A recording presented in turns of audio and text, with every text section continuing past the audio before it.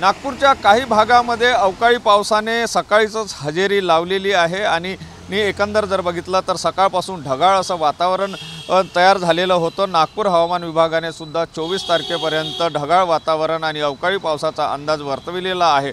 महत्त्वाचं म्हणजे गेल्या 2-3 दिवसापासून जर बघितलं तर मोठ्या प्रमाणात उकाळा वाढलेला होता।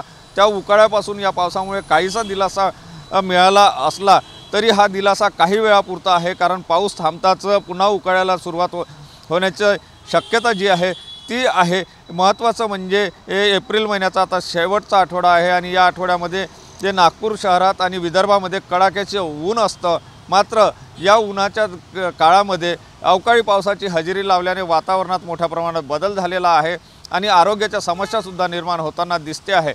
महत्त्वाचं जर आपण बघितलं तर आता 24 तारखेपर्यंत हवामान विभागाने जो अंदाज वर्तविलेला आहे त्यानुसार जर पाऊस पुन्हा आला तर काहीसा दिलासा जरी मिळणार असला उकाळ्यापासून तरी मात्र हा पाऊस घातक ठरणार आहे। कॅमेरामन साईसह सुनील ढगे, TV9 मराठी, नागपूर।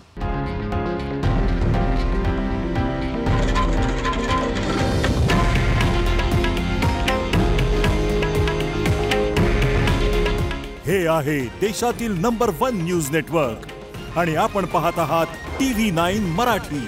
काळजी तुमची, हित महाराष्ट्राचं।